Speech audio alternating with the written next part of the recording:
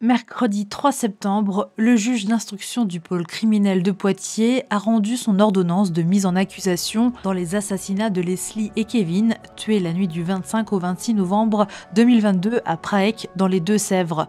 Kevin et Leslie, ensemble depuis moins d'un mois au moment des faits, avaient disparu dans la nuit du 25 au 26 novembre 2022. Âgés respectivement de 21 et 22 ans, les deux victimes avaient été retrouvées mortes en Charente-Maritime après 3 mois d'enquête. Cette dernière a mis en lumière le rôle central de Tom Trouillet dans cette affaire. Ami de Leslie et Kevin, le jeune homme les hébergeait le soir du drame. Mais depuis quelques mois, des tensions étaient apparues.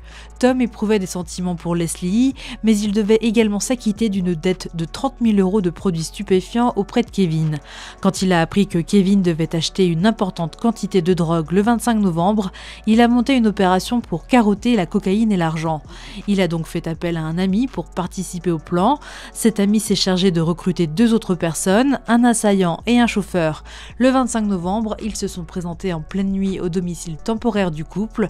Leslie et Kevin ont alors reçu des coups de marteau, de machette ou encore de pieds dans la tête. Les victimes sont mortes entre 1 et 6 heures après l'attaque, selon les légistes. Leurs corps ont été chargés dans un coffre de voiture avant d'être enterrés et recouverts de chaux vives.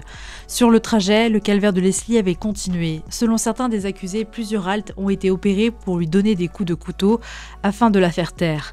L'autopsie a révélé 29 plaies sur son corps. Tom Trouillet a même reconnu avoir porté les coups fatals à l'aide d'une pelle. Un 5e homme a débarqué le lendemain du Havre. Il a participé à nettoyer la scène du crime. Il a également exhumé le corps de Leslie 1 mois après l'enterrement. Le juge d'instruction a donc renvoyé ce mercredi 3 septembre ces 5 suspects devant la cour d'assises des Deux-Sèvres. En fonction des appels et pourvois des différentes parties, le procès pourrait se tenir entre la fin d'année 2026 et le début d'année 2027.